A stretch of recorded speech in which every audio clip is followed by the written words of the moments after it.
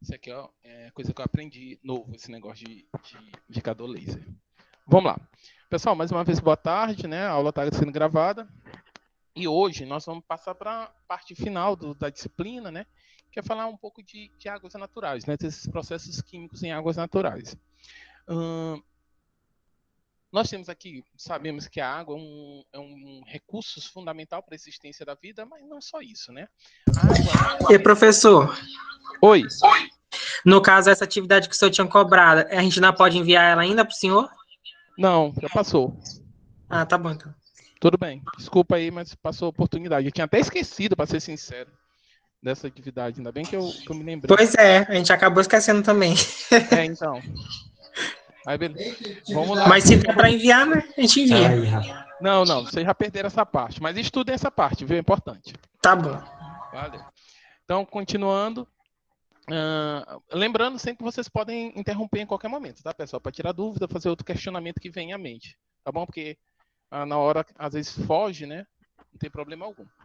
Continuando. Então, a gente está falando da água, né, que é um bem fundamental. Mas a água, ela não acaba que ela é um recurso natural tão importante, né? Ela é tão importante que ela não é só um fundamental para a existência, né? Percebem a situação da frase? Embora ela seja fundamental para a nossa existência, ela não é só isso, né? Bem esquisito. Mas falo isso porque a água, ela tem finalidade, ela tem potencial. Potencial não. Ela, de fato, é um recurso natural, com condições. É um recurso econômico, é um insumo é tanto um insumo para a produção, é um produto, é utilizado no lazer e também é importante para a manutenção do equilíbrio ambiental. Então a gente vai ver aí que a preservação da água ela é básica e ela pega os três pilares da sustentabilidade, né? O financeiro, como eu falei para vocês, a água é um recurso que, além além de ser importante, é fundamental para a nossa existência, sem beber água, sem água nós não viveríamos, tá? E não teria, inclusive, vida na Terra. Ela tem esse valor econômico e social. Além disso, a gente sabe que mais de 70% das superfície da Terra é coberta de água. E, pessoal, eu coloquei esses dados aqui sobre percentual de água, quantidade e tudo mais, mas eu sou ciente que são dados que vocês já conhecem, tá? Então não vou me ater muito nisso, tá? A gente tem aqui a disponibilidade de água, tá? A disponibilidade mundial de água em reservas, a gente está em torno aqui o Brasil é riquíssimo, né? Dentro de reserva de 47 mil, tá? Metros cúbicos por habitante ano, tá? Enquanto os Estados Unidos, França, China estão em condições suficientes. Por outro lado, a gente tem aqui Israel, aí vai ter outros países do Oriente Médio que são muito pobres. Tá aí, inclusive, o que justifica, né, o que justifica, por exemplo, a palavra, o que justifica o investimento nesses países na dessalinização da água, tá? Porque acaba que dada essa pouca disponibilidade de reservas de água, tá? Nesses países há necessidade de investimento nessa forma de obtenção de potabilidade da água, a partir da água do mar. Então, a gente tem grandes usinas, né, por assim dizer, de dessalinização de água em Israel, Arábia Saudita, entre outros, tá bom? E uma coisa que é interessante, tá? Ó, a gente está falando aqui do Brasil, nós somos ricos, né? A gente está considerando toda a disponibilidade de água, inclusive aqui nós não estamos usufruindo. Mas quando a gente passa para o nosso consumo de água, a gente tem um consumo relativamente baixo comparado com outros. Por exemplo, os Estados Unidos, ele tem apenas esse disponibilidade de água suficiente, entretanto o consumo dele é muito alto, chega a ser 10 vezes assim no nível mais baixo que o Brasil. Então, que isso está relacionado? Por exemplo, a gente tem um país, que é um dos países mais desenvolvidos do planeta, com um consumo de água excessivo, sem ter de onde tirar essa água para consumir tanto. E, por outro lado, aí sim cabe uma comparação bem interessante, né? Aqui dos Estados Unidos e da França, tá? A gente está nos Estados Unidos. Não, melhor. Vamos comparar Estados Unidos com a China, que são esses países que despontam, né? Disputam, na verdade, a disputam o cargo, né, de país mais importante, maior potência mundial, né? E isso, né, de hoje, tá bom? Então a gente tem aqui um país, ambos com quantidade de água suficiente, a China até com menos. Entretanto, a China tem um consumo baixo, né? Tem uma preocupação maior com manutenção, tem um consumo mais consciente da água, tá bom? Em comparação com os Estados Unidos. E os Estados Unidos extrapola mesmo, inclusive mesmo na França, mas na França, a França também tem um consumo relativamente alto, tá bom? Claro, pessoal, que esse consumo, ele entra, tem questões a serem consideradas, né? Aí tem questões de como é utilizada a água nesses países, qual o meio de produção, essa água é mais usada em quê? Em irrigação, para animais, consumo, a população é muito alta e tem um consumo, por isso um consumo muito alto. Qual é a matriz de utilização da água? Por exemplo, o Brasil, em geral, a gente usa muita água, sobretudo para irrigação, tá? Então, tem umas questões pormenores que só olhando esse resultado a gente não pode discutir.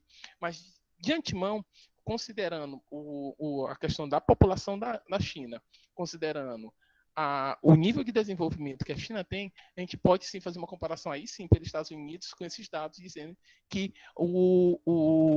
a China ela tem um consumo mais responsável que a água, a partir desses dados aí de 2013, tá, pessoal? 2003, desculpa. Tá?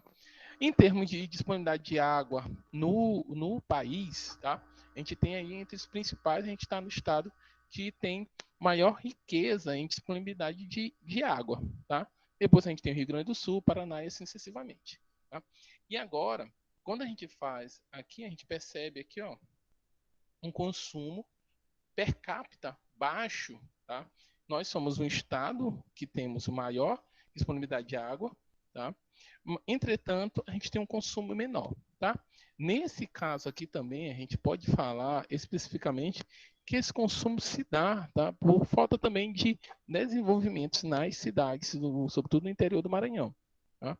Por exemplo, aqui, ó, no Rio Grande do Sul, eu posso associar esse consumo excessivo à grande exploração de plantações e tudo mais, de plantações. E aqui dá para associar, fazer essa discussão sim, porque a gente sabe com a base do econômica de alguns desses estados. Ok? Então vamos lá.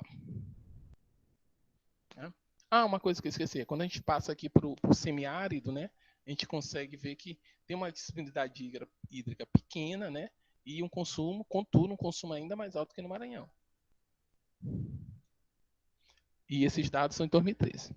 Pessoal, além disso, a água ela tem algumas características químicas que são importantes. Uma coisa interessante que a gente não para observar, tá? Na verdade a gente percebe, mas não dá conta da peculiaridade dessa característica da água.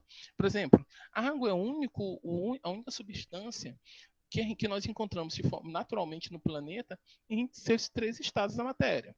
Eu encontro a água sólida, encontro a líquida, encontro ela no estado gasoso. Certinho? Isso é uma característica interessante da água. Tá? Outras características eu tenho aqui, por exemplo, eu tenho algumas propriedades que a gente costuma falar, né? A água é um solvente universal. Na verdade, não dá para afirmar que é um solvente universal, mas, contudo, é um excelente solvente. E qual a importância disso? Tá?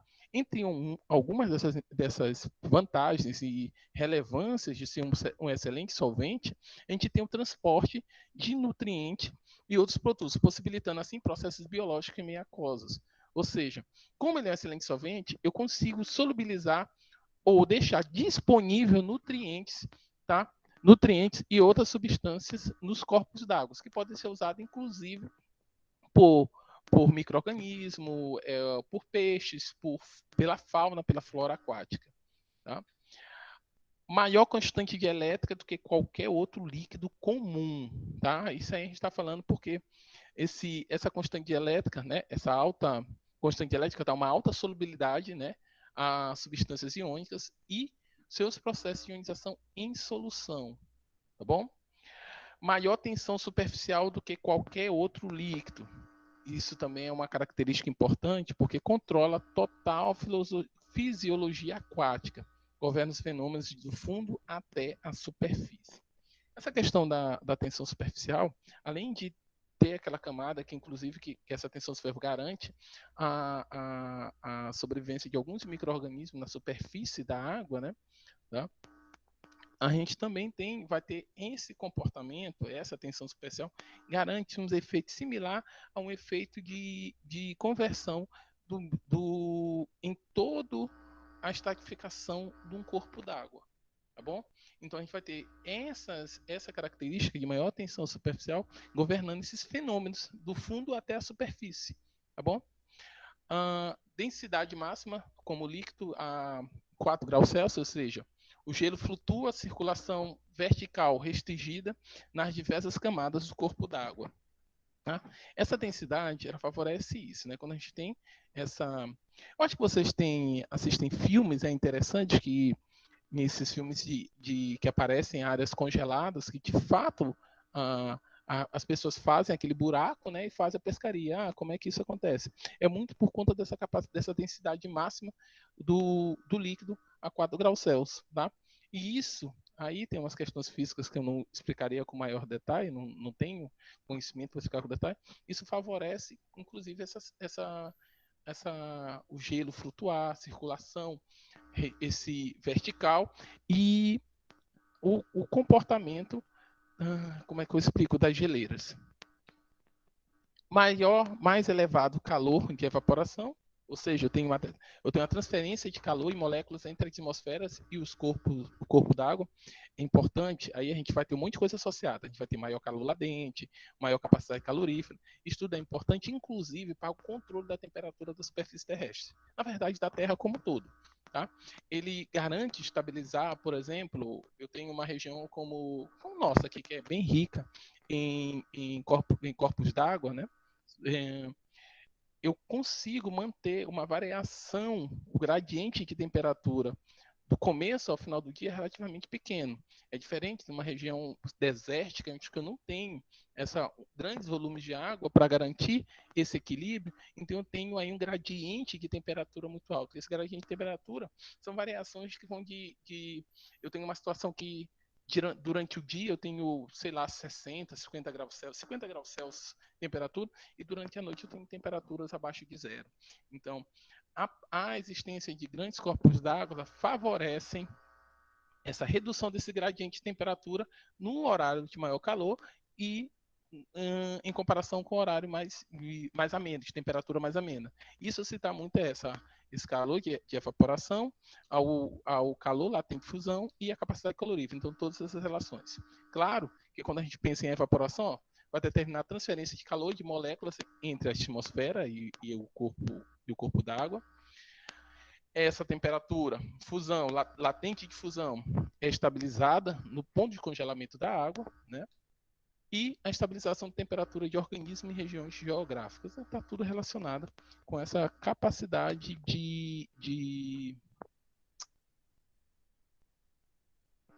com essas características térmicas da água. A gente tem a composição química de águas naturais. Pessoal, essas composições químicas são muito...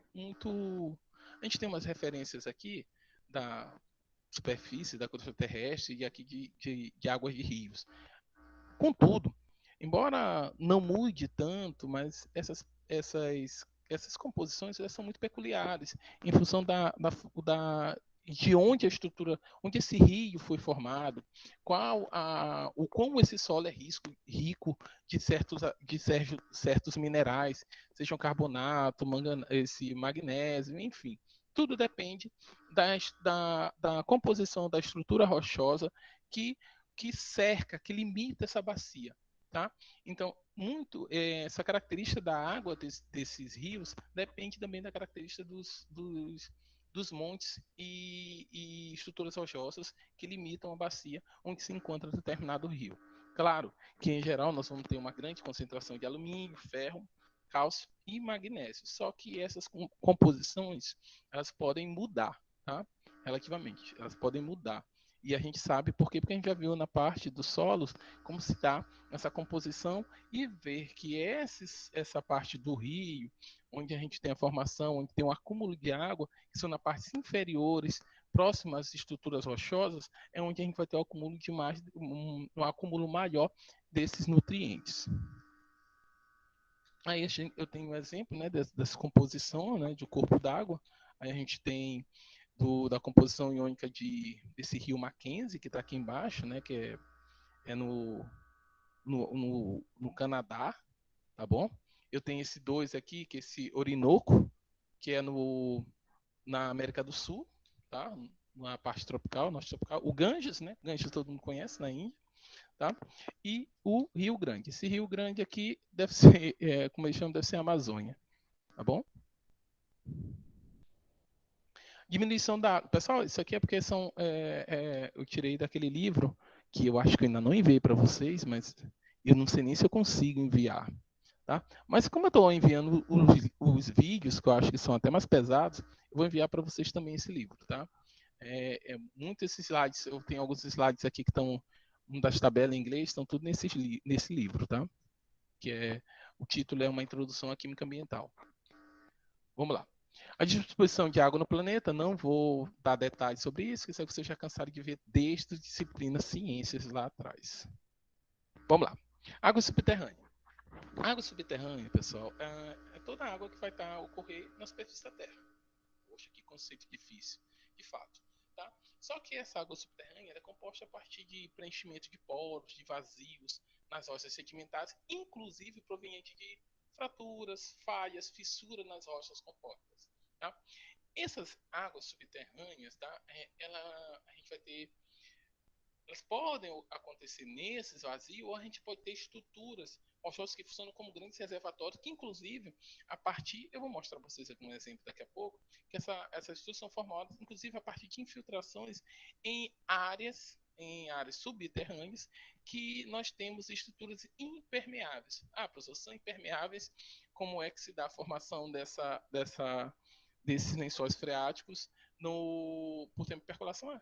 Anos, milhares de anos, percolando água, e tem a formação dessas estruturas subterrâneas. Aqui a gente tem uma ideia dessa figura aqui, a gente tem uma ideia. Aqui a gente está vendo uma figura, né? Vamos aqui. Pessoal, eu vou ficar mostrando só minha testa aí, porque eu vou usar o que eu aprendi agora, que é o apontador laser. Vamos lá. O que eu tenho aqui, ó? Tá? Vocês estão vendo o apontador, pessoal? Vocês estão vendo o pontinho vermelho aí? Sim. Legal, né? Sim. Então, vamos lá. Inovação tecnológica, na aula de hoje. Então, a gente tem aqui essa parte verde, né, que é montando, e o que nós temos? Tem uma zona não saturada. Essa zona não saturada, ela é não saturada de quê? Ela é não saturada de água, tá? E aqui a gente tem a zona de umidade, que é do solo, tudo mais, que absorve aquela primeira camada de absorção de água. Uma boa parte dessa água fica aqui, inclusive, para garantir processos biológicos aqui necessários para a alimentação de plantas. Vamos lá. Aqui nós temos essas franjas capilares que seriam esses interstícios preferenciais para a alimentação dessa zona, que aí sim a gente vai chamar de zona saturada, porque é onde o lençol freático está, é uma zona saturada de água, porque ela é completamente cheia d'água. Essa zona entre a parte não saturada e essa parte saturada é chamada de zona intermediária. Pessoal, essas classificações elas não são estanques, tá? Então, o que eu tenho aqui?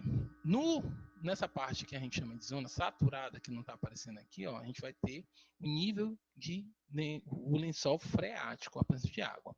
É legal, quando a gente vê aqui, nessa estrutura, nessa figura, a gente tem aqui ó, a água, né, em uma diferença de nível caminhando por rios, lagos.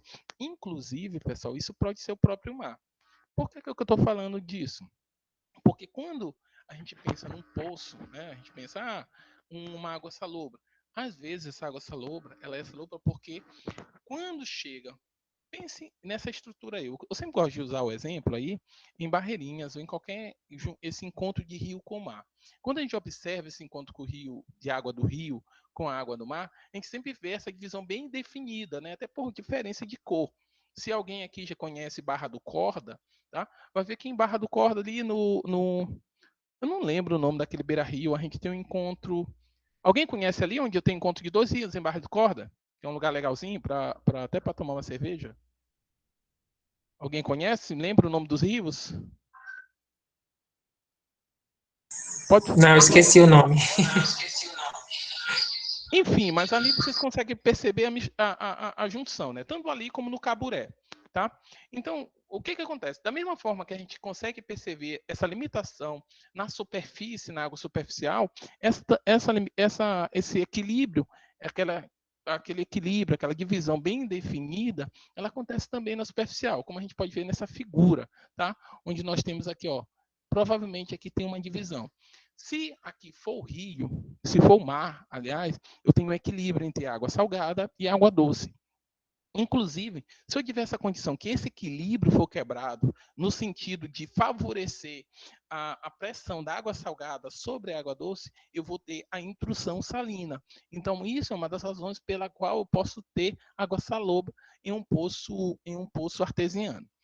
Ah, professor, a gente não tem muito isso aqui, o senhor acabou de falar que isso só em Israel. Não, eu falei que em Israel e esses locais do Ocidente são locais que a dessalinização da água acaba sendo uma solução que é viável, dado a dificuldade que eles têm, a dificuldade que eles têm de obter água com a qualidade que nós temos aqui, tá? Naturalmente. Então, para eles acaba sendo uma alternativa. No Brasil, nas condições de hoje, é um custo muito alto e desnecessário, dado a viabilidade e a disponibilidade que nós temos de corpos d'água superficial e subterrâneos, ok? Que o custo de uma dessalinização é muito alto. Lembrando, então voltando, quando a gente tem esse equilíbrio, eu posso ter uma intrusão salina e a água ficar salobra. Isso acontece no estado que eu conheço, né, aqui no Maranhão, especialmente naquelas regiões, nos povoados de Arari, naquela região ali. Tá? Inclusive tem convênios com a Vale do Rio Doce, né, em alguns povoados onde passa a ferrovia, tá? De distribuição, né, e manutenção até, eu acho, de sistemas de troca, de sistema de filtração com membranas de troca iônica para retirada do sal. Tá bom? Acontece. Mas voltando aqui, tá? Então aqui nós temos para vocês terem uma ideia de como se forma esse lençol freático. Por vezes, pessoal, aqui, logo depois dessa franja, eu tenho estruturas rochosas que são impermeáveis, contudo, impermeáveis, relativamente impermeáveis, contudo, eu tenho o acúmulo de água e formação desse lençol freático. Vamos lá. Aqui a gente tem a chuva, né? Naturalmente, alimentando, e essa água cai no solo, o que não percola e cai alimentando os rios superficiais, a gente vai alimentar o nosso lençol freático. Aí nós temos essa zona de aeração, que a gente mostrou ali, né? Insaturada, tá? Até chegar no lençol freático, que é essa zona subterrânea, que é a zona saturada, que é o aquífero propriamente dito. Aqui onde eu estou marcando, essa linha ponteada, aqui pode ser uma estrutura normal, posso ter o terreno normalmente, e aqui seja o formado esse lençol freático por um vazio, por uma fissura, que seja. Ou aqui eu posso ter uma parede impermeável, com estrutura rochosa, de difícil perfuração. E aqui embaixo eu vou ter argila ou também uma estrutura rochosa impermeável. Tá bom? Então, basicamente, o perfil de um lençol freático, de um aquífero, é mais ou menos esse. Voltando agora a vocês me veem. Vamos seguir. Tá? Pessoal, a outra questão sobre... Vou tirar o ponteiro daqui. Outra questão sobre água subterrânea, quando a gente pensa em água subterrânea, aqui no Maranhão eu acho até que é bem usado, né? Mas no Brasil até que é relativamente usado, mas a utilização da água subterrânea, ela acaba sendo muito para questões pontuais, por exemplo, a utilização em indústrias, em empresas, em empreendimentos imobiliários, mas como abastecimento, como estratégia de abastecimento, sobretudo no Nordeste, como estratégia de abastecimento público, tá? ela é pouco usada.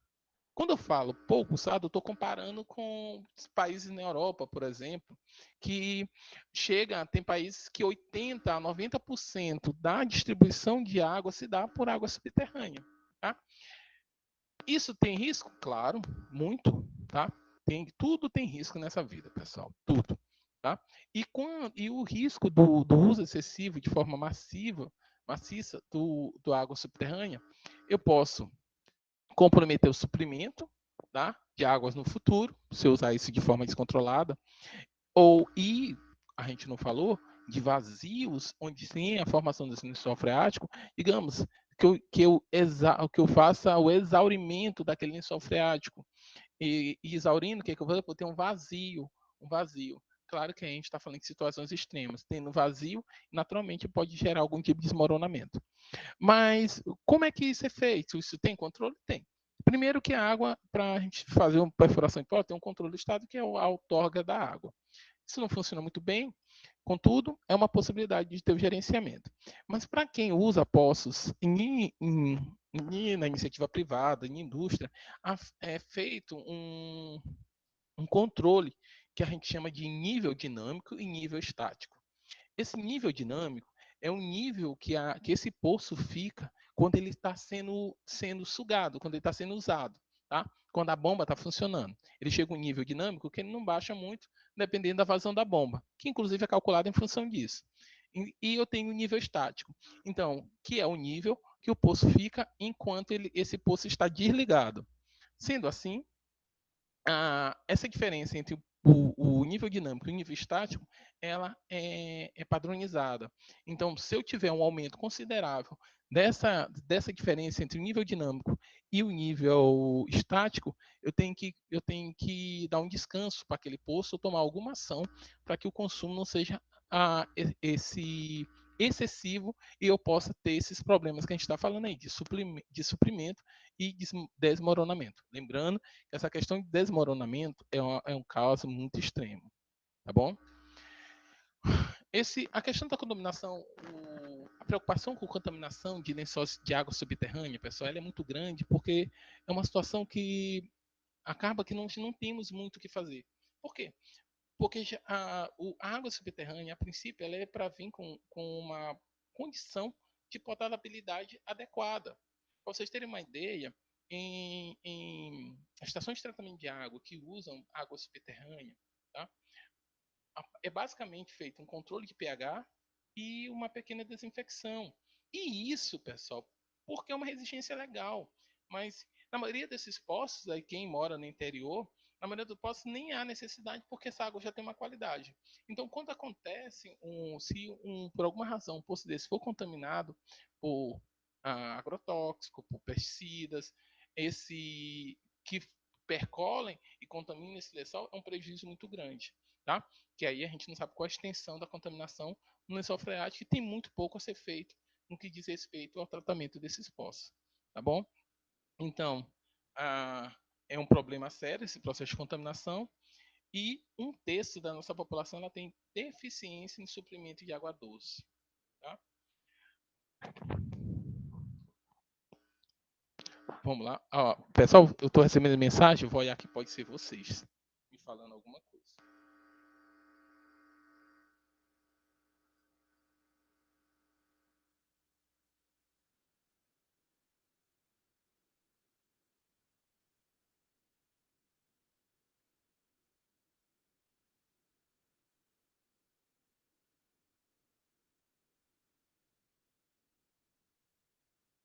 Não. Vamos lá. Continuando, não são vocês não, são outros alunos. Vamos lá. Entendido até aí? Vamos seguir. A oxidação e redução são os processos que acontecem naturalmente em águas naturais, tá? O principal oxidante de águas naturais... Pessoal, quando eu estou falando aqui águas naturais, é porque eu estou pensando exclusivamente em rios, lagos, córregos. Eu não estou levando em consideração a água marinha, né? Tá? Não estou considerando os mares. Então, é o oxigênio, tá? O oxigênio é o principal oxidante presente nas águas naturais, tá? inclusive para garantia e manutenção da vida, seja da flora ou da fauna aquática. Tá? A gente tem os processos aí de, seja em condições ácidas ou em condições alcalinas, né? As reações que acontecem com a presença do oxigênio. Eu tenho aí a formação de água, né? E é engraçado, né? Mas é de fato isso. E, quimicamente a gente pode ter um processo aí de oxidação de hidrogênio e formação de água. Essa reação, né? Em um ambiente alcalino, eu vou ter a liberação de hidroxila, né? Por um processo de hidrólise dessa molécula de água. Outra questão muito importante, como eu falei para vocês, é que essa água, esse oxigênio, que é tão importante para a manutenção da vida em meio aquático, ele, contudo, fica em baixas concentrações no corpo d'água. A solubilidade do oxigênio ela é muito baixa. Tá? Para vocês terem uma ideia, a 0 graus Celsius, a solubilidade do oxigênio é de 14,7 ppm, ou seja, 14,7 miligramas por litro. Então, a solubilidade, a presença do oxigênio na água não é uma coisa simples, tá? É difícil, a solubilidade dele é muito baixa. E a gente tem um problema adicional. Quando a gente aumenta essa temperatura, tá? A gente tem uma redução considerável da solubilidade do oxigênio. Aí a gente chega a um problema, tá? Lembrando que os peixes, né, os peixes precisam de pelo menos 5 miligramas por litro de oxigênio para se manterem vivos, tá? Aí a gente chega em outro problema, que aparentemente não tem nada a ver com a questão do oxigênio, desculpa, mas a gente vai ter a poluição térmica, tá? A poluição térmica nos rios e lagos, que acontece especialmente, né, pessoal, quando a gente tem represas ou hidrelétricas, na verdade, represas utilizadas para hidrelétricas, em que essa temperatura aumenta consideravelmente. Então, com o aumento da temperatura, como a gente pode fazer uma relação rápida aí, ó, de 0 grau para 35, eu tive uma redução de mais de 50% da solubilidade de oxigênio dissolvido, tá, na água. Quando eu estou falando de solubilidade, pessoal, estou dizendo assim, o oxigênio que está na água. Então, com o aumento da temperatura, esse oxigênio da água ele é liberado, tá? Leis dos gases. Então, eu vou ter a liberação desse oxigênio, ele deixa de estar solúvel, tá? E ele é liberado, tá? Por atmosférico que seja. Tá? E a poluição térmica, além de ser um problema por aumento da temperatura, que inviabiliza uma série de processos, esses metabólicos, dos micro-organismos e dos peixes, além disso, ela também causa a redução da solubilidade do oxigênio, chegando, caso chegue a níveis abaixo de 5 miligramas por litro, causando a mortandade de peixes, tá? E outros seres vivos, tá bom? Porque todos esses seres vivos que vivem em meio aquático, aí a gente está eliminando aqueles seres que vivem nas profundezas, né? Onde o ambiente é naturalmente é, é, é um ambiente naturalmente redutor por falta de oxigênio, dada a profundidade e a ausência de micro-organismos fotossintéticos, tá? Em geral, esses micro-organismos precisam de oxigênio. Os micro-organismos, a flora, a fauna aquática precisa de oxigênio. Então, quando a gente tem uma poluição térmica, o problema não é exclusivamente a temperatura, mas acaba sendo a consequência do aumento de temperatura. E uma das principais consequências desse aumento de temperatura é a redução da solubilidade do oxigênio, que, como a gente mostrou, é fundamental para a manutenção da vida dos peixes e outros organismos aquáticos. Ok? Alguma dúvida até aí? Vamos lá. Seguindo, a gente tem aqui, dada a importância desses processos redox em águas naturais, a gente vai continuar falando muito aqui sobre oxigênio. E uma das questões que a gente tem que ver é essa demanda de oxigênio, o quanto de oxigênio tem disponível no corpo d'água. Tá? Se a gente analisar, pessoal, quando a gente pensa assim, assim, eu acabei de falar para vocês o quão é sensível a solubilidade e a presença de oxigênio no corpo d'água, beleza? Feito isso, quando eu tenho qualquer tipo de interferência que venha a consumir o oxigênio que já é escasso, eu posso gerar um problema ambiental e ter mortandade pode gerar um problema de mortandade e dos peixes, por exemplo. De organismos aquáticos. Eu vou tentar falar sempre organismos aquáticos, porque na minha cabeça vem só peixe, mas a gente nunca está falando só de peixe, tá bom? É um reducionismo, né, da vida aquática, tá bom? Então, vamos colocar aqui. Essa questão, o oxigênio sempre é... E uma questão que a gente sempre tem essa preocupação é, por exemplo, lançamento de esgoto. Requer uma quantidade de oxigênio muito grande. O que eu estou gerando, eu estou jogando um monte de matéria orgânica, um monte de micro-organismo que vai precisar de oxigênio para degradar aquela matéria orgânica. Então, aonde que ele vai tirar o oxigênio? O oxigênio que está solubilizado no meio. E qual é a quantidade? Essa quantidade é muito pequena, dependendo, inclusive, da temperatura desse corpo d'água. Estou falando rápido, pessoal? Tá tranquilo? Tranquilo.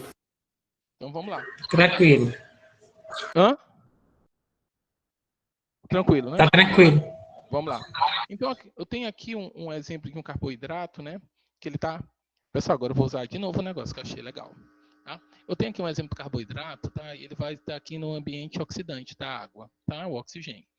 A princípio, nessas condições, eu vou ter aqui, ó, por o processo de oxidação, vou ter a completa mineralização em CO2 e água. Beleza? Isso na melhor das hipóteses. Contudo, o que mostra aqui? É esse consumo de oxigênio que era para garantia da vida dos seres aquáticos ser utilizado para decomposição de um carboidrato. Tá? E esse carboidrato é uma equação genérica, mas eu estou falando aí de matéria orgânica qualquer que é lançada nos corpos d'água.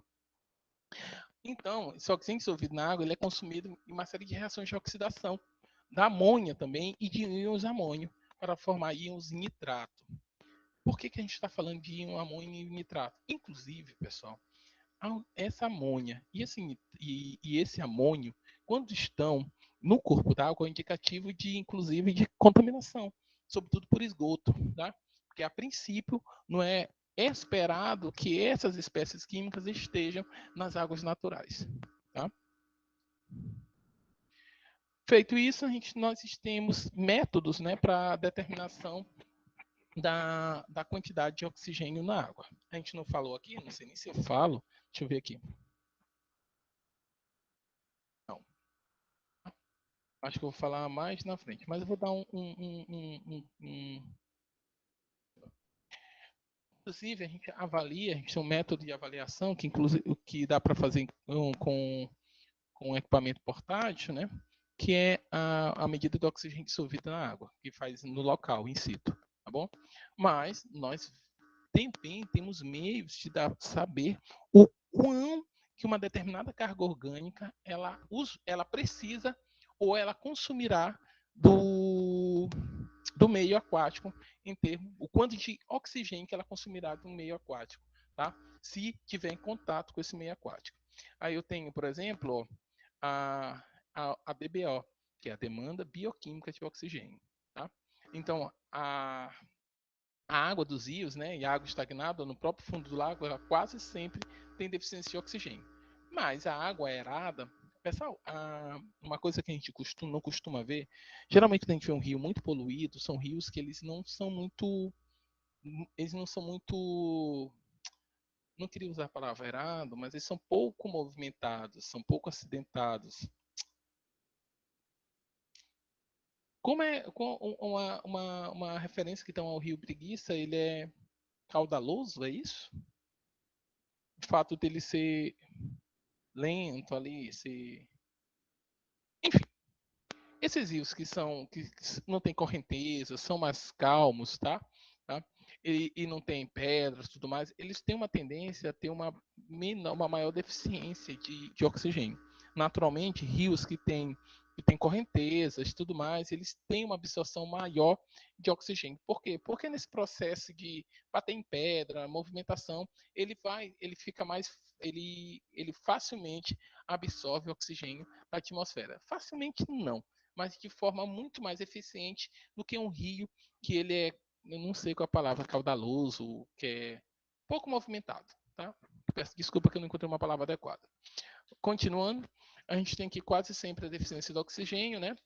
E a capacidade da matéria orgânica consumir oxigênio presente na água é denominada de demanda bioquímica de oxigênio. Ou seja, essa demanda bioquímica de oxigênio é a capacidade da matéria orgânica consumir oxigênio presente na água, de forma bioquímica. Como é que é basicamente feita essa análise, pessoal? vou ter um frasco, né? Ele é um frasco âmbar, né? Esse frasco marrom, tá? Ele tem as medidas no corpo dele, tá bom? E o que eu faço? Eu coloco a amostra, né? A amostra que eu quero saber o quanto, qual a capacidade, né? De consumir oxigênio daquela matéria orgânica nessa amostra, tá bom? E eu coloco ela e faço a medida do oxigênio dissolvido no primeiro dia e coloco lá. Aí fecho, tá? Sem deixar nenhum espaço para entrada de ar e coloco numa incubadora de 25 graus Celsius a 25 graus Celsius por 5 dias. Por isso, inclusive, vocês vão encontrar por aí DBO5 bem baixo, tá? DBO5, porque são 5 dias. Aí tu vai medir em 5 dias e ver como é que se dá a evolução. Ao final, tu tem qual a quantidade de oxigênio que aquela matéria orgânica consome, tá? Qual a quantidade de oxigênio que aquela matéria orgânica consome, beleza? Isso é demanda bioquímica. E esse é o processo natural, ele acontece bioquimicamente. A gente também, vocês vão encontrar também, antes que eu esqueça, uma DBO 20, que é uma DBO última, que eles chamam também, que é DBO-U, tá? Que é essa mesma DBO 20, que é uma DBO feita da mesma forma, só que é avaliada em 20 dias. Eu não lembro certo qual a finalidade dentro de uma estrutura de estação de tratamento de esgoto, essa DBO. Mas o mais comum é utilizar essa DBO 5, tá bom? Para determinar o valor, é aquilo que eu falei para vocês, mede-se a concentração do oxigênio antes e depois da amostra selada no escuro. Esse escuro, na verdade, é uma incubadora com uma temperatura ambiente em torno de 25 graus Celsius, tá bom? O TBO é a quantidade de oxigênio consumido como resultado da oxidação de matéria orgânica presente na amostra. Ele vai me dar demanda de oxigênio. Qual a quantidade de oxigênio consumido como resultado da oxidação em matéria. Vou repetir, porque sempre escuto barbaridades sobre DBO. DBO é a quantidade de oxigênio consumido como resultado da oxidação de matéria orgânica presente na amostra. Beleza? Qual a informação que a DBO me dá? A capacidade dessa matéria orgânica de consumir oxigênio presente na água. Beleza? Alguma dúvida nisso, pessoal? Vamos lá. Isso é. Pessoal, contudo, baseado nesses valores, eu tenho estimativa aí de concentração de DBO, tá? Eu tenho aqui esgoto sanitário, faixa de 110 a 400 miligramas por litro de oxigênio. Vamos aqui, ó, laticínios, né? Laticínios, eles têm uma concentração de DBO muito alta, entre 1.000 e 1.500, tá? Aí a gente tem curtumes é altíssimo, né? A gente vai ter curtume, pessoal, é coisa de tratamento de couro, tá? A gente tem no abatedor, enfim. Aqui vocês têm uma ideia, né, da concentração de DBO a princípio, né, uma avaliação geral, em cada tipo de efluente. Esse interessante aqui é o altíssimo, né, de açúcar e álcool, tá? Em torno de 25 mil. Então, isso aqui é um veneno para um corpo d'água, se colocar um esgoto desse sem ser devidamente tratado. Por isso, pessoal, que inclusive que as referências máximas de estação de tratamento de esgoto é mais voltada em ver o quanto de matéria orgânica que é degradada na estação de tratamento e lançada nos corpos d'água após o tratamento, tá? Dado esse risco, né, de fazer de lançar uma matéria, um efluente com um DBO muito alto. Mas como a gente viu, né, pessoal, a gente tem aqui a DBO, ela demora 5 dias, né? Sobretudo quando a gente pensa numa estação de tratamento de esgoto, que tu tem que dar uma resposta rápida, inclusive para tomar algumas ações, caso corra, sei lá, tomar alguma ação para evitar um acidente de lançamento de esgoto não tratado, ou então de esgoto com uma demanda de oxigênio muito alta, demanda de uma DBO muito alta, tá? Então, tem a DQO, que é a demanda química de oxigênio. Qual é as vantagens da demanda química do oxigênio? É que ela tem resultados muito mais rápidos. Tá? O resultado da demanda química de oxigênio acontece em 2 horas, enquanto o do DBO é 8 horas. Para questões operacionais, a DQO é muito mais prática. Inclusive, tem uma relação de 1,5, tá? Que a DQO é 1,5 maior que a DBO. Por quê? Em primeiro lugar, A DQO, ela não usa oxigênio. Como a gente está falando, é demanda química de oxigênio. Então, eu vou ter um agente químico. Que agente químico é esse? Vai ser um oxidante muito forte. E o mais usado é o íon dicromato. Tá? Por quê? Porque no processo de oxidação da matéria orgânica, eu tenho uma redução desse íon dicromato. E cada nível de redução desse dicromato, tá? Eu vou ter, tá? Eu vou ter uma mudança na gradação da cor. Eu saio de alguma coisa como amarelo, laranja, a um verde bem musgo, né? Isso vai mudando gradativamente. E essa mudança de cor, ela é proporcional ao nível de oxidação, desculpa, ao nível de oxidação ocasionada pela matéria orgânica ali, pela amostra, beleza? Mudanças, diferenças de DBO acontece de forma mais rápida. Eu não uso oxigênio porque na DBO é bioquímica, é o oxigênio que está ali disponível. Não vai ser esse oxigênio, o oxidante vai ser especialmente cromato. Essa reação, essa solução para a realização da DQO, ela é feita com uma solução de dicromato e meio ácido, que em geral é uma solução de ácido sulfúrico com prata. É extremamente corrosivo e o ambiente é muito ácido. Poxa, agora analisa, eu tenho dicromato e tenho um ácido sulfúrico com prata, catalisado com prata. Tá? Isso para fazer uma solução para determinar algo que vai ser um controle ambiental. Mas ao passivo ambiental que eu criei, né? Então, muitos laboratórios, eles evitam hoje, né? Quando podem, evitam fazer DQO por conta que é um passivo ambiental muito grave, muito sério, tá? É difícil fazer um descarte, um tratamento desse passivo ambiental.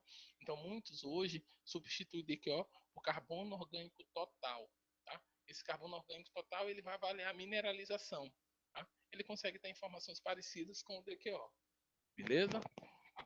Continuando, tá? Aqui, eu já falei rapidinho das vantagens de ser rápido, né? A desvantagem é que cria um passivo ambiental muito grande. E uma coisa que eu não falei também do DQO é que depois de eu colocar a amostra, né? Isso geralmente é feito numa cubeta, né? Eu faço isso numa cubeta, umas cubetas que vêm prontas, só coloco a amostra, eu coloco num reator, uma temperatura de 150 graus Celsius, se eu não me engano, por 2 horas. Depois disso eu coloco e leio no ultravioleta, tá bom? Então aqui a gente tem alguma semi-reação, né, da redução do dicromato, né, aqui esse cromato, esse CR2O7-2, e eu vou ter em meio extremamente ácido, né, eu vou ter aí a redução até o cromo. Tá? Uma coisa interessante de falar do DQO também é que a linearidade do DQO ela é seccionada, né? Por isso que eu tenho o DQO de baixa e DQO de alta. Eu não consigo fazer uma solução para DQO e fazer de alta e baixa e alta de uma vez só, né? Eu tenho que fazer esse duas curvas, tá? Ela tem um limbo ali de linearidade que eu acho que é depois de 100 a 150 miligramas de oxigênio por litro, tá? Não tenho certeza da quantidade, mas tem um limbo ali que eu não consigo garantir linearidade em DQO de alta e DQO de baixa. Então tem um limbo e eu tenho que fazer duas curvas. O que é esse DQO de alta e esse DQO de baixa que eu estou falando, como se todo mundo soubesse? Esse DQO de baixa é um DQO para soluções que tem, a princípio, uma quantidade de carga orgânica menor. Tá? E o DQO de alta é para soluções, para amostras com uma demanda química de oxigênio de uma carga orgânica maior. Como é que eu sei isso? Naturalmente, quando tu vai fazer a análise, tu conhece a tua amostra. Se for surpreendido, isso vai ser percebido no ato. Por exemplo, se tu colocar uma amostra muito rica em matéria orgânica num DQO de baixa, que é a solução fica com uma coluzinha amarelinha suave, quando tu coloca a amostra, ela já fica verde, acabou. Lá tu não esquece, nem leva para analisar. A amostra tem que ser diluída. Ou colocar no de alta, tá bom? É um exemplo. Continuando aqui, a gente tem a redução e tem a reação de redução do oxigênio. É aquela reação que a gente já mostrou, tá? Eu já falei sobre essa relação entre DQO e DBO. Tá? Ah, pessoal, coisa que eu esqueci de falar. Como o dicromado é um oxidante muito forte, né? Bem mais forte que o oxigênio, tá? Ele oxida tudo, tá? Ele oxida tudo. Inclusive, se botar um pedacinho de uma folha de goiaba dentro e agitar, ela vai oxidar tudo ali, vai transformar aquilo em farofa. Entretanto, por conta dessa capacidade, ele corre o risco de dar falso positivo com essas espécies aqui, com celulose, com CO2, com cloreto, tá? Com cloro. Então, se a gente tiver uma amostra com essas espécies, eu tenho uma tendência a dar um falso positivo que vai ser oxidado, inclusive com outras substâncias, tá bom? Inclusive com substâncias inorgânicas, ele pode oxidar e eu ter um falso positivo. Por isso que os valores de DQO sempre vão ser bem maiores que o DBO, tá? Água poluída com substâncias orgânicas associadas a resíduos animais, de alimento, apresenta demanda de oxigênio superior à solubilidade de oxigênio dissolvido. Ou seja, eu vou ter uma demanda, vai haver uma necessidade de oxigênio muito acima do que um corpo d'água pode oferecer. Tá? Aqui nós temos falando um pouco de decomposição anaeróbia, né? Tá? De matéria orgânica. A gente tem aqui essa decomposição que vai se dar pela presença desses micro-organismos. Aqui, mais uma vez, aquela mesma molécula representando o carboidrato, em que, diferente da oxidação com oxigênio, né? Que, lembrando que no ambiente aeróbio, vamos lá, só para mostrar para vocês. Aqui, ó, o que eu tenho? Eu tenho a mesma espécie, né? O meu padrão aqui de polímero, de carboidrato, ele oxidado com oxigênio, o que eu vou ter? Vou ter CO2 e água. Quando é num ambiente anaeróbio, naturalmente eu vou ter aqui a formação de CO2 também. Contudo, em vez de ter a formação de água, eu vou ter a formação de metano, tá bom? E esse metano, ele vai ser liberado porque ele é bem solúvel em água. E haverá, aí a gente tem a formação dessas boias que a gente observa em ambientes. Aqui fala de pântano, né? Pântano parece um negócio bem americano, mas a gente pode ter o nosso exemplo de pântano aqui. A gente, em termos de Maranhão, a gente pode falar da Baixada Maranhense, né? Aqueles alagados, a gente vê isso em determinadas condições, ou o próprio Pantanal, tá? Que inclusive tem esse nome por isso, que é aquelas áreas alagadas. Então, quando esse ambiente é muito anóxido, tá? Quando é muito, a quantidade de oxigênio é muito pequena, a gente consegue observar a formação dessas boias por conta da formação do metano, e esse metano, como ele é insolúvel em água, ele é liberado, tá bom? Padrão de filme de terror, desses filmes de terror que são óbvios, tá? Sempre aparece uma bolinha, então é isso, é em função da associação do metano, que também há muito tempo foi conhecido como gás do pântano, tá bom? Pode se encontrar ao mesmo tempo lá com condições aeróbias e condições anaeróbias. O que quer dizer isso? Quer dizer que se eu tenho um corpo d'água, tá? Um lago, um rio, que ele é muito profundo, eu vou ter um ambiente esse aeróbio na superfície, e a partir que eu vou aprofundando, indo mais fundo, tá? Eu vou ter naturalmente um ambiente anaeróbio, beleza? Entre outras coisas, porque nesse ambiente na área aeróbia, eu posso inclusive ter esse micro-organismos, flora aquática, que vai acontecer a fotossíntese por penetração do sol e favorecer a produção de oxigênio. No outro lado, em profundezas maiores, né? Em profundidades maiores, ficou melhor? Em profundidades maiores, eu não consigo ter essa penetração da energia solar de forma a favorecer esse tipo de mecanismo de formação de oxigênio. Contudo, por essa razão, nessas áreas mais fundas, no mesmo rio, eu tenho um ambiente com oxigenado na parte superior, na parte inferior, com profundezas maiores, eu não tenho. Então, o ambiente vai ser anaeróbio. Por isso, é possível, no mesmo corpo d'água, ter ambientes aeróbios e anaeróbios. Tá? Aqui a gente tem um exemplo que essas condições de concentração de oxigênio, elas não se limitam à ausência ou presença exclusivamente dessa espécie química. Né? Num ambiente aeróbio, tá? Eu vou ter uma quantidade, eu vou ter todas as espécies químicas, elas vão ser oxigenadas, tá bom? Eu vou ter aqui o sulfato, o nitrato, ácido carbônico, CO2, esse bicarbonato, e óxidos e hidróxidos de ferro, tá bom? Já em condições anaeróbias, o que eu vou ter, ó? Só substituindo aqui, eu vou ter todas as espécies em condições redutoras, tá? Eu vou ter CO2, tá? Pessoal, essa questão de água fria, água morna, tudo por causa de penetração da luz. Essa informação acho até um pouco irrelevante, mas vamos lá. Aí eu tenho aqui, ó, o metano, tá? A situação, metano. Eu vou ter amônio, tá? Vou ter sulfeto de hidrogênio e o ferro em condições aqui de ferro 2 e amônia, tá? Aí sim, eu vou ter amônio. Então, eu tenho uma série. Se as condições são anaeróbias, as espécies químicas que tiverem nesse ambiente anaeróbio, naturalmente também serão espécies reduzidas. Por outro lado, em condições aeróbias, onde eu tenho oxigênio, eu vou ter espécies oxidadas, com bastante oxigênio. Espécies oxidadas é ótimo. Espécies com oxigênios aqui.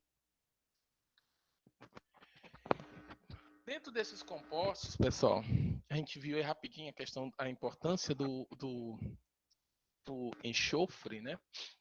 Eu vou ter nesses corpos d'água, nessas águas naturais, vou ter enxofre aí desde do estado de oxidação -2 até +6, tá? Nessas formas de sulfito, itosulfito, todas essas espécies químicas podem ser encontradas nos corpos d'água em condições específicas, tá? Quanto compostos orgânicos contendo enxofre, tá aqui. A gente vai ter quais compostos? A gente vai ter aminoácido, a gente vai ter que podem ser decompostos por via anaeróbica. Nesse processo de decomposição desses aminoácidos, eu posso ter a liberação de sulfeto de hidrogênio, que inclusive mais uma vez resgatando aquele cheiro desagradável de ovo podre. Na verdade, a gente muito associa a questão de ácidos desse sulfeto de hidrogênio, mas no geral, essas espécies que são ricas em enxofre e liberam enxofre, em geral, a gente tem o mesmo cheiro desagradável. É só lembrar de algumas reações de analítica 1 que a gente faz com sulfeto de amônio e tudo mais. Então, o enxofre geralmente causa libera esse cheiro desagradável. Tá? Vamos lá, metanodiol, né? Aqui a gente tem a liberação desse, tudo, formação em função da decomposição de aminoácido e sulfeto de dimetila. Tá?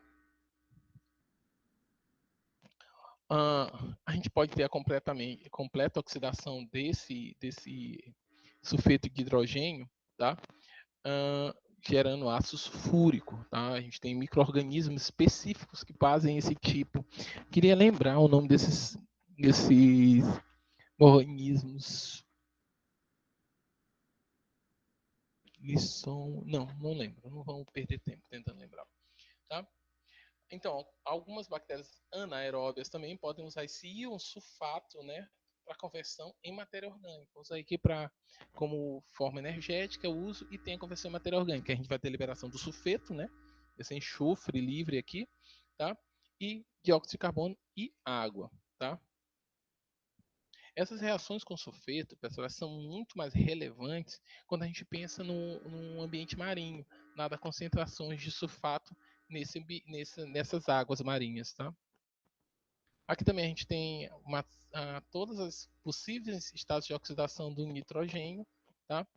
E aqui a gente vai ter como é que esse nitrogênio age em águas naturais. Né? Naturalmente, a gente já falou, mostrou um pouco naquela figura que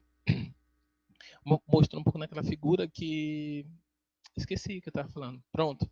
Que o nitrogênio em ambientes oxidados, naturalmente a gente vai ter uma condição oxidada, com bastante oxigênio. É o caso do nitrato, beleza? Já em ambiente anaeróbio, em condições que nós vamos encontrá-lo, é na forma de ou amônia ou amônio, tá? Lembrando, pessoal, que essa presença de nitrogênio, tá? Nessas condições em corpos d'água, ela é muito importante, que é um indicativo muito forte, tá? Para não dizer garantido, da presença de lançamento de esgoto, né, de esgoto doméstico, ou de qualquer fonte de lançamento de rejeitos, né, de resíduos da atividade humana. Tá bom? A gente tem nitrito, tá? A gente vai ter que vai ocorrer em ambientes anaeróbicos, né? Sobretudo quando a gente tem solos alagados. Na verdade, o nitrito ele vai estar ali meio em ambientes que são intermediário entre anaeróbios e aeróbios, tá? Ali naquela interface, tá? A questão dos íons nitrato em água potável tem sido encontrada, aumentou, tá? É tanto que quando a gente tem, aí já falando já na portaria do Ministério da Saúde, né, sobre potabilidade da água, a gente já tem uma preocupação maior, uma restrição na concentração de íons, esse, na verdade, não de nitrato, mas do nitrogênio total na água. Teve uma redução da 518 para 2014. 2014, o número da portaria, tá? Não o ano. Que essa portaria de 2014, se eu não me engano, ela é de 2011. Tá? A suspeita, né, é que esses resíduos oxidados de animais e nitrato de amônio são absorvidos pelo solo. Aí é aquela questão de associar a presença de nitrato, quando não pela presença de esgoto, mas muito em função de não pesticida, eu quero falar de. Hoje está complicado, né? Meu cérebro já tem as complicações dele, mas hoje ele tá cansado, tá funcionando. Pessoal, que a gente coloca no solo fertilizantes, pronto, tá? Fertilizante excessivo, a gente vai ter essa presença que eles podem ser absorvidos no solo e naturalmente pelos corpos d'água, tá? Mas a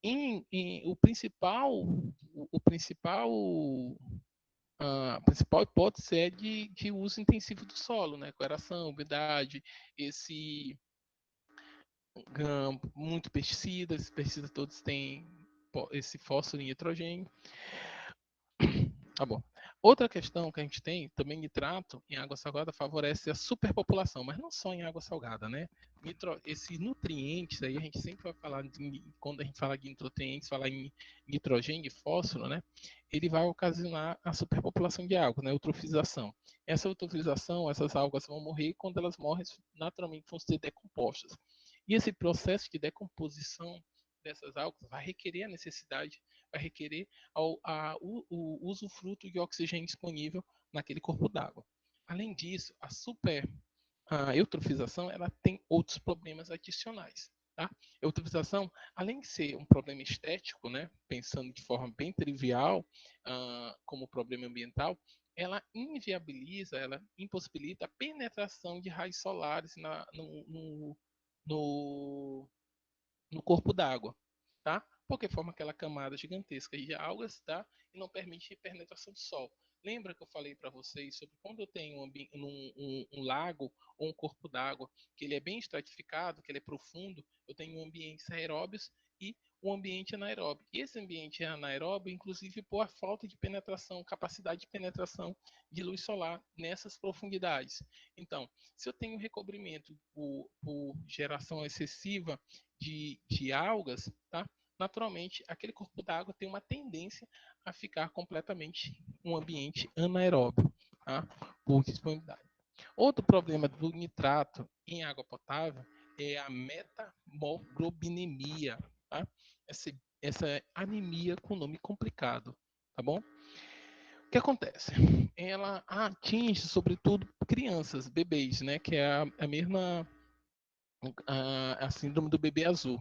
O que acontece? Esse bebê, tá? Ele converte nitrato em nitrito, tá? E esse nitrito, ele vai substituir o ferro na molécula de hemoglobina.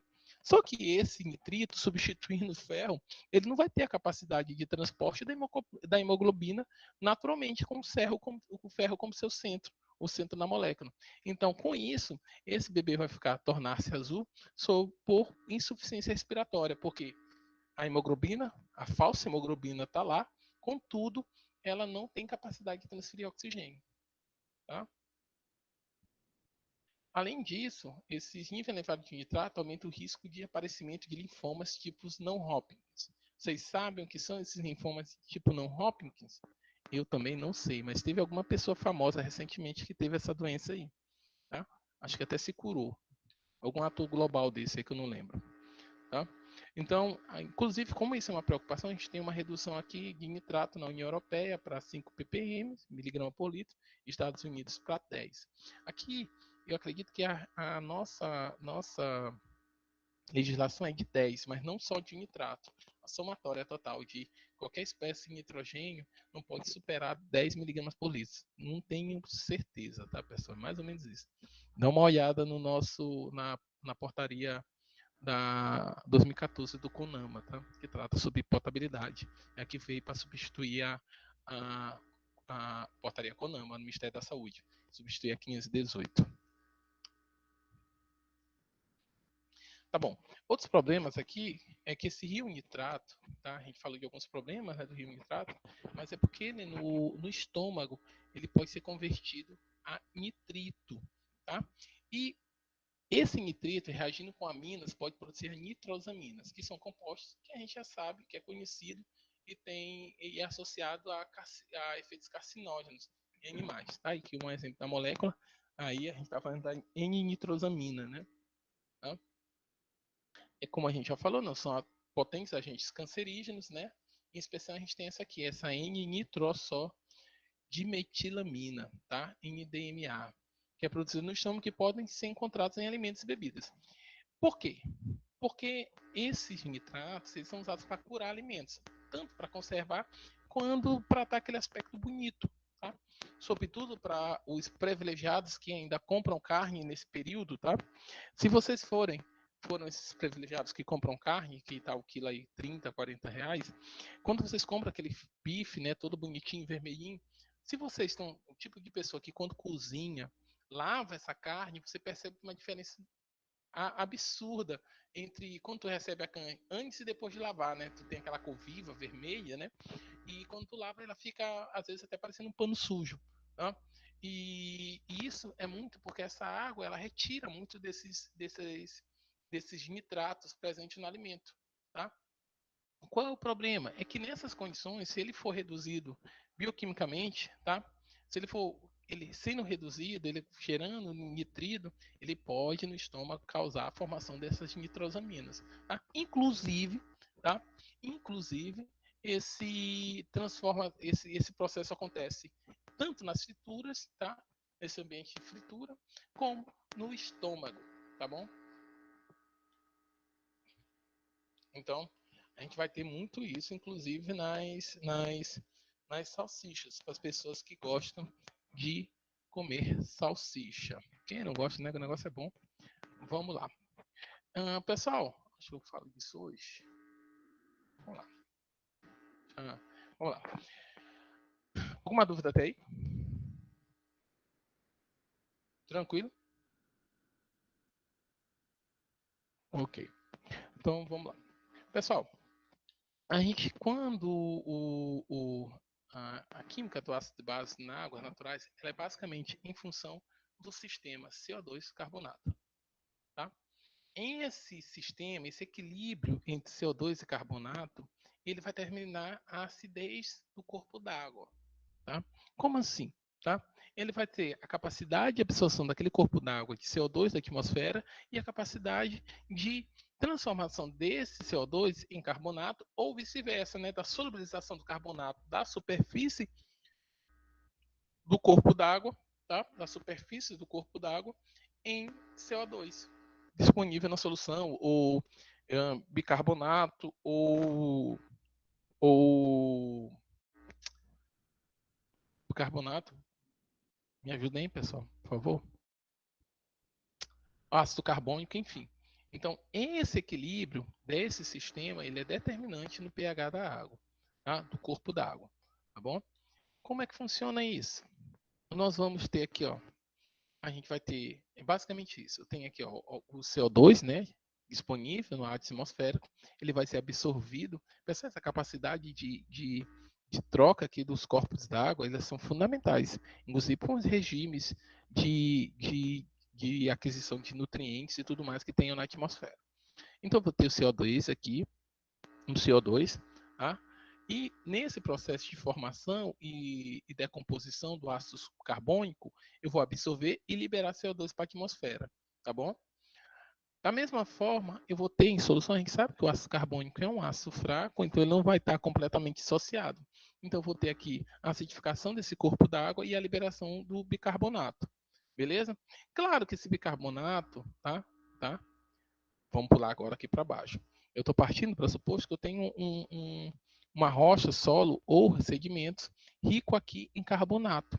Tá? Esse carbonato, ele em equilíbrio, mais uma vez aqui, ó, o solo em equilíbrio com a água. Aqui, a atmosfera em equilíbrio com a água, e aqui o solo em equilíbrio com a água. Então, eu vou ter a disponibilização de cálcio. Eu vou ter aqui a disponibilização de cálcio, tá? No meio, tá? No meio aquático. Cálcio e carbonato. Esse carbonato vai interagir com a água, que é o que não falta nesse meio reacional aqui, tá? E eu vou, com isso, a gente está falando aqui do carbonato, então eu vou ter a formação do bicarbonato e a liberação. Um processo de hidrólise, a gente sabe que isso aqui é um ácido fraco, tá bom? Então, nesse processo de hidrólise, a gente combina, tem a formação de mais água e eu vou ter esse bicarbonato em solução. Se a gente observar aqui, ó, aqui eu tenho uma meia reação com a liberação de H+. Aqui eu tenho uma outra meia reação com a liberação de hidroxila. Então, dependendo de qual seja a reação que aconteça de forma mais efetiva, eu vou ter um ambiente alcalino ou um ambiente ácido. Ou melhor, como eu tenho esse ácido fraco estabelecido nesse meio, eu consigo, inclusive, avaliar se esse ambiente ele é tamponado, se ele resiste a pequenas alterações de pH com a presença de algum ácido forte, como por exemplo, proveniente de uma chuva ácida. Tá? Então, esse equilíbrio, tá? Por isso a importância desse equilíbrio no controle, na verdade, é isso mesmo, no controle do pH das águas naturais, tá? Sejam rios, lagos, enfim. Tá? Isso aqui eu vou deixar para a próxima aula. Pessoal, alguma dúvida até aqui? Tudo sob controle. Eu vou parar a gravação para vocês ficarem à vontade.